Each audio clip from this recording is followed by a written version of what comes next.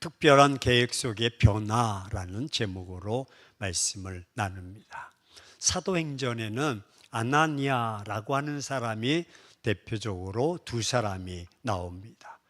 우리가 5장에서 살펴보았던 아나니아, 그는 예수님을 믿었지만 결국 잘못된 판단으로 사망에 이르는 사람, 즉 결말이 별로 좋지 못하게 끝난 사람입니다. 하지만 본문에 등장하는 아나니아는 아주 모범적인 일꾼이요, 그리스도인으로 등장을 합니다. 따라서 오늘은 이 두 번째 등장하는 아나니아의 이야기를 살펴보고자 합니다. 먼저는 사도행전 22장 12절에 아나니아에 대해서 평가해 주고 있는데, 율법에 따라 경건한 사람으로 거기 사는 모든 유대인들에게 칭찬을 듣는 아나니아다라고 기록하고 있습니다. 이를 해석하면 율법에 의하면이라고 한 것을 보면 이 사람은 본래 유대교인이었습니다. 아니, 얼마나 율법에 철저한지 율법에 의하면이라고 말했겠습니까? 또한 경건한 사람이다라고 표현해 주고 있습니다. 이 말씀은 기독교로 개종했다는 의미입니다. 기독교로 개종해서 예배를 위주로 했다는 해석입니다. 왜냐하면 경건하다 할 때에 헬라어 유세베니아라는 말이 있는데, 여기 유는 좋다, 매우 잘한다 라는 뜻이고, 세베이아라는 말은 예배하다 라는 말입니다. 이를 한 문장으로 보면 예배를 잘 드렸던 사람, 그렇게 평가합니다.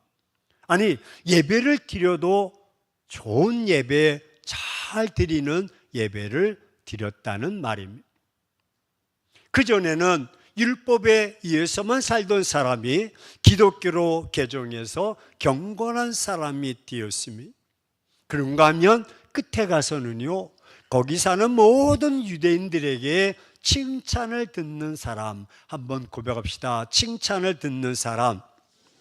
네, 마침내 칭찬을 듣는 사람, 이런 아나니아가 마침내 사울을 만나기 시작합니다. 본문의 배경을 보면 사울은 지금 다메섹을 향해 가고 있습니다. 다메섹은 예루살렘에서부터 무려 24km 떨어진 곳입니다. 그것은 박해로 인해서 많은 기독교인들이 그것으로 도망해서 지금 피해 있는 곳입니다. 하지만 사울은 이곳까지 작심하고 가고 있는 중입니다. 왜? 기독교인들을 잡아 죽일 죄인이나 되는 것처럼 사울은 이들을 잡아다가 예루살렘 산헤드림까지 끌고 갈 일을 그는 사명으로 알고 있었습니다. 사울은 이처럼 열심을 다해 씩씩거리며 가고 있는 중입니다. 이때에 예수 그리스도께서는 다메섹 도상에서 사울을 만나 주십니다. 예수님은 자신을 그렇게 모질게 핍박했던 잔인한 사울을 만나 주십니다. 그럼 왜 예수님께서 만나신 사울은 어떤 자였을까? 그는 유대의 명문 출신으로 시대 유능한 바리새인입니다. 바리새인하면 대제사장들과 접촉이 용이한 배경을 가지고 있는 높은 사람입니다. 그리고 기독교인들을 무자비하게 박해하고 있는 사람입니다. 사울은 유대인들이 스데반을 죽일 때 그의 죽음을 찬송하며 당연히 여겼습니다. 그뿐만 아니라 사울은 스데반을 죽이는 살인자들이 그 벗어놓은 겉옷들을 지킨 살인의 증인이기도 했습니다. 사울은 스데반이 죽은 그 후에도 그는 핍박의 현장에서 기세등등했습니다. 마치 사나운 짐승이 뜨거운 콧김을 내뿜으면서 씩씩거리던 말입니다. 사울은 무자비한 모습으로 성도들을 위협하며 살기를 드러내며 기독교인들을 잡아내었던 사람입니다. 이런 사울의 모습은 마치 창세기 49장 27절의 예언처럼 베냐민은 물어뜯는 일이다 라고 말한 말씀을 이루기라도 하듯이 말입니다. 사울은 스데반의 죽음에서 피냄새를 취한 이리처럼 집집마다 날뛰면서 돌아다닙니다. 그리고는 남녀를 불문하고 옥에 가두고 죽이려 갑니다. 이렇게 넘겨지는 일에 열심을 다하는 사람, 이토록 포악하고 사나운 사울을 예수님께서 친히 찾아오셔서 만나 주셨습니다. 왜입니까? 납득이 가지 않습니다. 그대로 두면 사울로 인해서 수많은 하나님의 백성들이 다 죽게 되기 때문일까요? 그대로 두면 사울의 그 교만한 행동 때문에 예수님께 마침내 저주를 받아 그가 망하게 될까 봐 만났을까요? 네, 물론 그것도 맞는 말입니다. 하지만 더 중요한 이유가 있습니다. 그것은 바로 사울을 변화시켜야 하는 예수님의 특별한 계획이 있었기 때문인 것입니다. 그럼 예수님의 특별한 계획은 무엇입니까? 그것은 사울이 비록 지금은 기독교인들을 무자비하게 탄압하고 있습니다. 하지만 예수님께서는 그런 사울을 변화시켜서 그가 탄압하고 있는 부활의 복음을 그로 하여금 직접 전하도록 하려는 것이었습니다. 사울이 변화되어 기독교인들을 모두 잡아 죽이려는 그 열정이 바뀌면 마침내 강력한 복음의 도구가 될 것입니다. 그가 오히려 그토록 잔인하게 핍박했던 기독교인들 뿐만이 아닙니다. 자신과 같이 예수님을 오해하고 있는 사람들에게 더더욱 강력한 복음의 사도 도구가 될 수 있기 때문입니다. 아직 예수님을 알지 못하는 이방 사람들에게 복음을 전할 수 있는 강력한 도구가 될 수 있기 때문에 그를 찾아가신 것입니다. 그렇습니다. 그토록 교만하고 무자비한 사울을 변화시키시는 사람은 아마도 세상에 아무도 없을 것입니다. 이 무자비하고 포악한 사울을 변화시킬 수 있는 분은 저는 오직 부활의 예수님뿐이라고 생각합니다. 이 강한 사울을 변화시키기 위해서 부활의 예수님께서는 빛으로 찾아가셨습니다. 오늘 3절에 보니까 호련히 하늘로부터 빛이 그를 둘러 비치는지라. 이 빛은 태양보다 햇빛보다 더 밝은 빛이었습니다. 이 빛은 교만한 그 바리새인들의 영혼을 깊이 파고드는 강렬한 빛이었습니다. 결국 사울이 감당할 수도 피할 수도 없는 두려움의 빛이었습니다. 여러분, 이 한 번의 초자연적인 경험은 마침내 사울의 일생의 전환점이 되었습니다. 사울의 일생을 극적으로 반전시키는 결정적인 사건이 된 것입니다. 그렇습니다. 부활의 예수님은 그래서 사울을 땅에 엎드려지도록 합니다. 4절에 땅에 엎드려져 들으매라고 말합니다. 모든 사람은 하나님의 음성을 듣거나 그런 놀라운 현상을 보면 죽은 자같이 땅에 엎드려지게 되어 있습니다. 마치 바람에 꽃잎이 떨어지듯이 힘없이 무너지는 것입니다. 인간은 초자연적인 현상에 맞닥뜨리면 놀라움과 두려움에 혼비해서 반사적으로 넘어질 수밖에 없습니다. 그 앞에 설 자가 누가 있겠습니까? 그리고 친히 부활의 예수님께서 음성을 들려주십니다. 4절 말씀에 사울아 사울아 내가 어찌해서 나를 박해하느냐 하시고는, 사울은 직접 예수님을 박해하진 않았지만 성도를 박해하는 것은 곧 예수님을 박해하는 것입니다. 왜? 성도와 교회는 그리스도의 지체요 그리스도의 몸이기 때문입니다. 이 음성을 들은 사울은 얼마나 큰 충격을 받았을까요? 얼마나 당황스럽고 두려웠겠습니까? 예수님은 사울로 하여금 마음을 움직여서 부활의 주 예수님을 주님이라고 부르게 하셨습니다. 그래서 주여 누구시니까 이르시되 나는 내가 박해하는 예수다.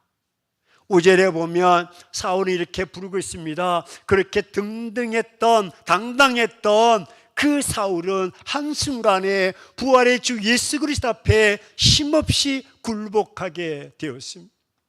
그러면서 예수님은 사울에게 직접 해야 할 일을 말씀하고 계십니다. 6절에 너는 일어나 시내로 들어가라. 내가 행할 일을 내게 이를 자가 있느니라. 할렐루야.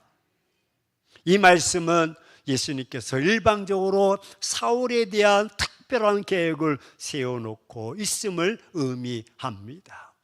하나님의 역사를 보십시오. 아나니아를 딱 부르셔서 24km 있는 직가로 가게 하시고, 또 사울을 다메섹에서 만나게 하셔서 다 만남을 주선하는 그 모습을 보십시오. 하나님의 경륜과 섭리와 특별한 계획. 이제 사울은 스스로 아무것도 할 수 없는 사람이 되었습니다. 사울이 예수님을 뵙기 전에는 자기 뜻대로 자기 경험대로 자기 열정으로 그리스도를 끌어내리기 위해서 당당하게 씩씩하게 다메섹으로 걸어갔던 인물입니다. 하지만 이제는 정반대로 예수님께 막 붙잡힌 바가 되어서 주님께서 지시하는 것 외에는 할 수 없는 존재가 되었습니다. 생각도 목적도 가치관이 변한 것입니다. 그렇습니다. 어떤 사람이든 간에 예수님 앞에서는 겸손하게 변할 수밖에 없습니다. 부활의 예수님께서 원하시면 누구를 막론하고 변화시켜 주실 줄로 믿습니다. 하지만 사람은 결코 사람을 근본적으로 변화시킬 수가 없습니다. 왜냐하면 저는 그것은 예수님의 영역이기 때문입니다. 부활의 한 예수님은 사울 위해서 아나니아를 다 준비하셨습니다. 그 11절에 직가라는 거리로 가서 유다의 집에서 5사람 사울이라는 사람을 찾으라. 그가 기도하는 중이다 라고 말합니다.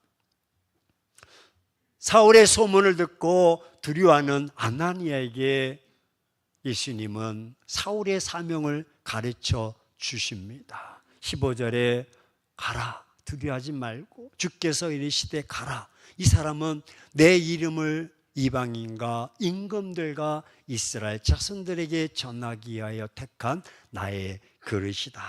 할렐루야. 나의 그릇이다. 예수님께서는 사울을 내 이름을 이방인과 임금들과 이스라엘 자손들 앞에 전하기 위해서 택한, 한번 고백합시다. 나의 그릇이다. 예, 나의 그릇이다 라고 말씀합니다.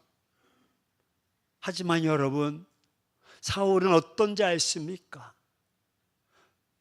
사울은 성령의 충만해서 예수 그리스도의 복음을 능력 있게 전파했던 스데반 집사를요 돌로 쳐 죽인 자들과 한패거리였습니다. 사울은 그 누구보다도 악랄한 핍박자였습니다. 앞장서서 그리스도인들을 핍박한 자입니다. 심지어 사울은 핍박을 피해서 유대의 지역 밖으로 간 그리스도인들까지 예루살렘으로 잡아들이려 갈 정도로 아주 지독한 악랄한 핍박자였습니다. 그런데 예수님께서는 바로 그런 자를 당신의 택한 그릇이라고 말씀하고 있습니다. 어떻게 이게 가능한 놀라운 말씀이 아닐 수가 없습니다. 여러분, 인간적인 시각과 하나님의 시각은 전혀 다르다는 것을 깨닫게 됩니다. 우리는 그런 사람을 쳐다도 보지 않습니다. 인간 취급도 하지 않습니다. 근데 하나님은 택한 그릇으로 보고 있습니다. 비록 인간적인 시각으로 볼 때는 한없이 모자라 보여도 택하여 세워주실 수가 있으십니다. 약하게 보여도 택하여 강하게 쓰시는 하나님이십니다. 더욱이 부도덕하게 보이는 사람도 택하여 하나님이 쓰십니다. 그렇습니다. 하나님께서는 얼마든지 귀한 당신의 일꾼으로 보시고 택하여 세워주실 수가 있는 분이십니다. 구약의 야곱을 한번 살펴봅시다. 야곱은 인간적인 시각으로 볼 때 하나님의 일꾼이 될 수 없는 사람입니다. 야곱은 발 뒤꿈치를 잡다, 속이다 라는 뜻의 이름을 가진 비열하고 야비한 자였습니다. 알다시피 야곱은 형이 그 허기진 것을 이용해서 팥죽 한 그릇으로 형의 장자권을 빼앗아 버렸습니다. 그런가 하면 야곱은 아버지를 속여서 형이 받아야 할 축복을 가로챈 야비한 사람입니다. 과연 누가 이런 사람을 거룩하신 하나님의 일꾼이 될 수 있다고 생각하십니까? 누가 아브라함과 이삭과 야곱의 하나님이라고 말할 수가 있겠습니까? 하지만 하나님께서는 바로 이런 사람을 선택하셔서 당신의 백성 일꾼으로 삼아주시고 축복의 통로로 삼아주셔서 내 이름이 무엇이냐? 야곱이 아니다. 야곱이라고 하지 말고 이스라엘이라 하라. 이는 거룩한 이름을 주신 것입니다. 어디뿐입니까? 성경에는 하나님의 일꾼으로는 적합하지 않아도 생각한 인물들이 너무나 많이 등장합니다.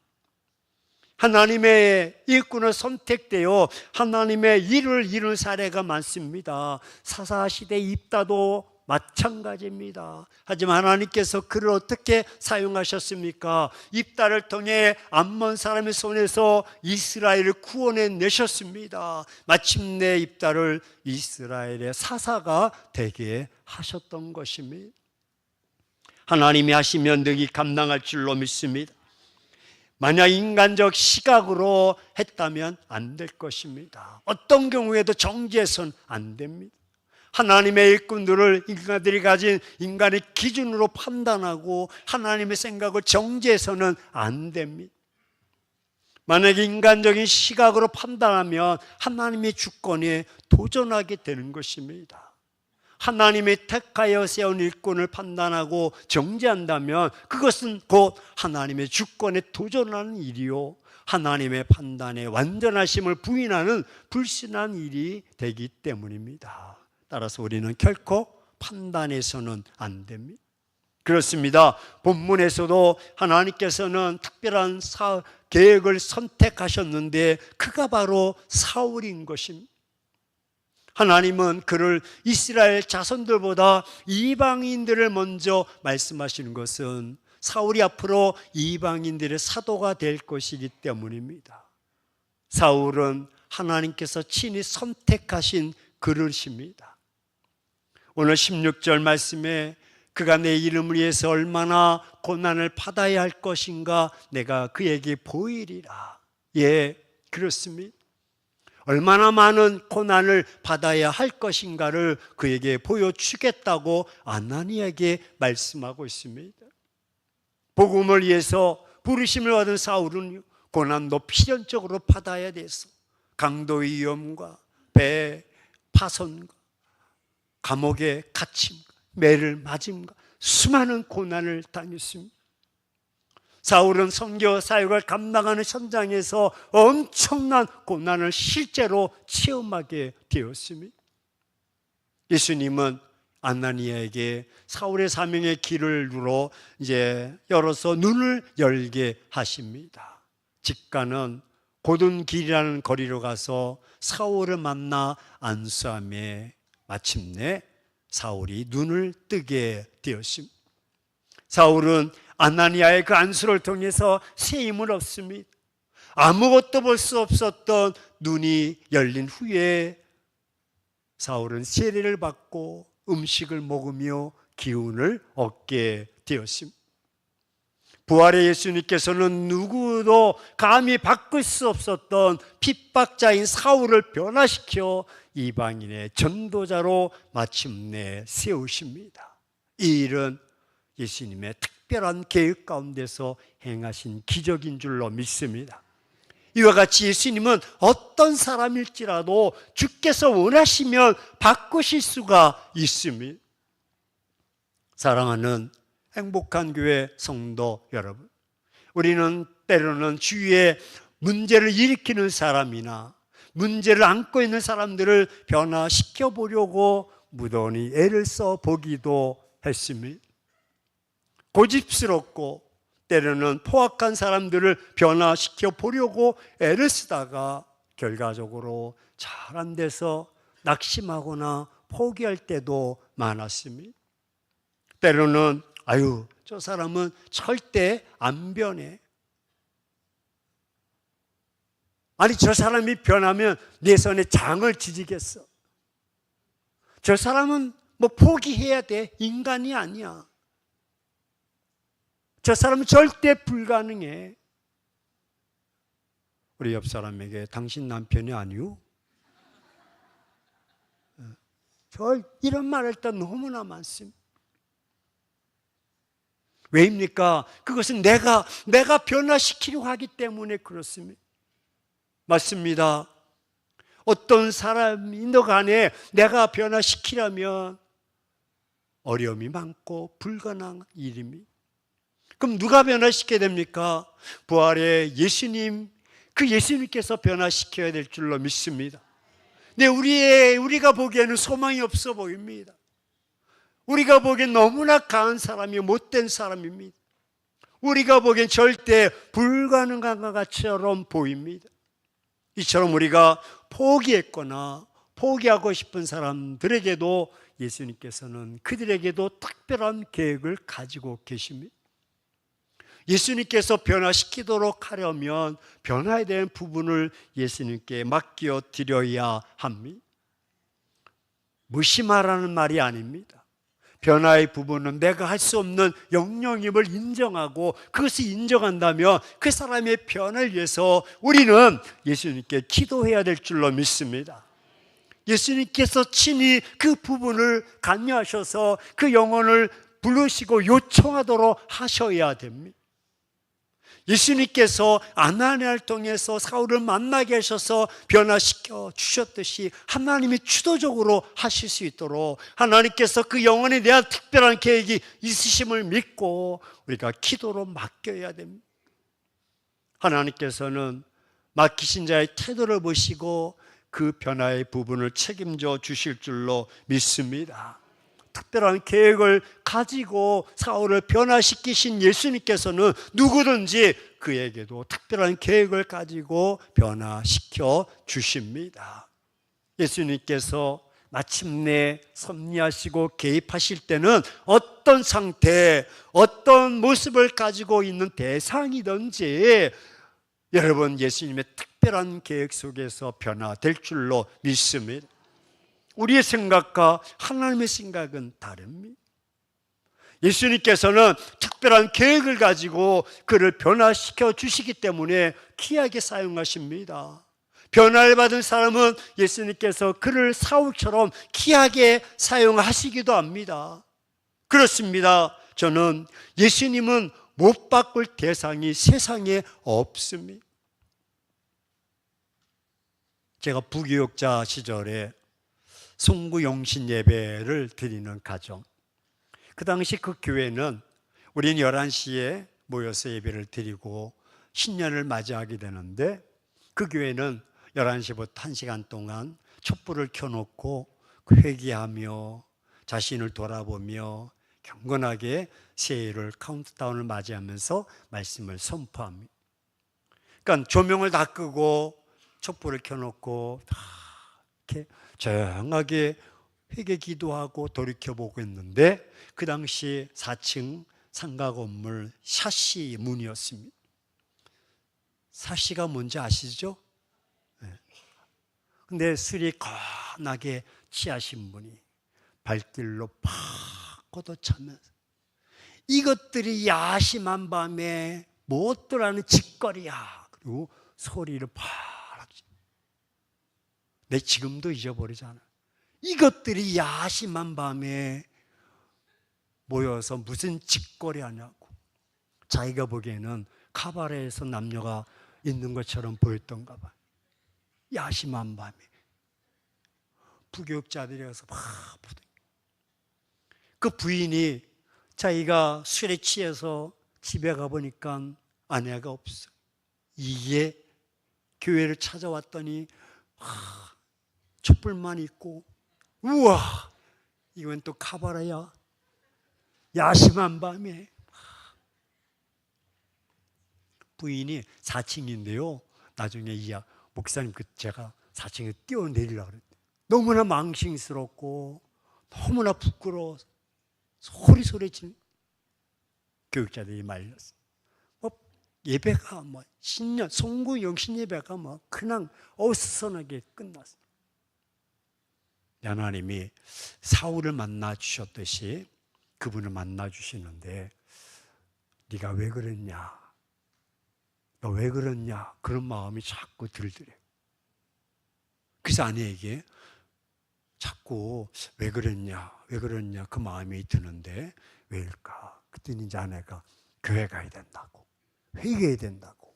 그래가지고요 교회 와서 회개하고 신앙생활을 얼마나 잘하는지. 집사가 되고요, 나중엔 안수 집사가 되고요, 나중에 장로로 이렇게 올라가는데 끝내 자기가 극구 사형했어요. 왜? 야심한 밤에 이것들이 못듯 하는 사람이 장로가 되면 덕이 안 된다고. 끝내는 자기가 장로는 포기하고 이렇게 했어요. 지금도 역사는 일어날 줄로 믿습니다. 어떤 성도는 남편이 막 성경책을 찢어버리고 불태워버리고, 어떤 사람은 남편이 막 아내의 머리채를 잡아치 흔들고 넘어뜨리고, 교회 가면 도장을 찍겠다는 등 막 이런 식으로 협박하고 별의별 사람이 다 있습니다. 하지만 오늘 직가에서 안나니아를 통해서 사울을 만나서 변화시켜 주었듯이 오히려 그런 자가 주님 앞에 나오면 여러분 더 큰 일꾼이 될 줄로 믿습니다. 그런 마음으로 좌우 사람에게 당신 남편도 기대해봐. 포기하지 말고요. 사랑하는 행복한 교회 성도 여러분, 오늘은 하나님께서 특별히 계획 가운데 섭리하신 영혼들을 찾아가는 날입니다. 아나니아처럼 두려워하지 말고 찾아갑시다. 시도 안 먹힐 거야 하지 말고 하나님께서 기적적으로 만나게 주실 줄로 믿습니다. 하지만 찾아갈 때 우리 생각으로 판단하면 안 됩니다. 마음으로 그 사람은 안 돼, 내가 한두 번 해봤어, 정지하지 말고 그 사람은 절대 시도 안 먹혀 라고 하지 맙시다. 왜? 모든 사람은 하나님의 피조물입니다. 모든 사람은 하나님을 사랑하고 섬기도록 지음받은 자입니다. 모든 사람은 하나님을 사랑하고 올바른 신앙관을 가져야 합니다. 그러기에 우리는 찾아가야 됩니다. 지난주 말씀드렸듯이 빌립이 164km 떨어진 강야에 에티오피아 내시를 만나러 갔듯이 말입니다. 아나니아가 24km 떨어진 곳으로 사울을 만나러 갔듯이 우리도 찾아가야 됩니다. 주저하지 말고 찾아가야 되고 순종하며 찾아가야 됩니다. 역사는 하나님이 하실 줄로 믿습니다. 우리가 판단해서는 안 됩니다. 우리가 정죄해서는 안 됩니다. 하나님은 우리들의 발걸음을 통해 특별한 계획을 실현하십니다. 하나님 우리의 입술을 통해 특별한 계획을 이루어 가십니다. 이 시간 결단합시다. 나를 통해 사도행전의 역사가 계속 써내려가도록 합시다. 복음의 동력자로 세워져 갑시다. 빌리처럼 멀어도 찾아가고 아나니아처럼 두렵지만 찾아갑시다. 인간이 보기에 살인마처럼 아유 저 인간은 안 돼 보여도 찾아가 만납시다. 왜냐하면 바로 그 사람이 하나님이 택하신 복음의 그릇이기 때문에, 하나님의 일꾼이 될 수 있기 때문입니다. 아니 우리보다 더욱더 교회의 큰 일꾼이 될 수가 있습니다. 하나님은 지금도 이런 자들을 찾으십니다. 그리고 이런 자들을 통해 하나님의 일꾼으로 쓰십니다. 우리 모두 이 특별한 계획하심에 동참해서 하나님 나라를 이뤄나가기를 축원합니다. 하나님께 그 영혼을 맡기며 내가 찾아갈 때 하나님은 천군 천사를 통해서 그 마음이 하나님의 교회에 나오지 않고선, 교회에 나오지 않고선 견딜 수 없는 마음을 열어주실 줄로 믿습니다. 그래서 마침내 하나님의 특별한 구원의 계획이 여러분 가정에, 가문에 또 지역에 임하기를 예수 그리스도의 이름으로 축원합니다.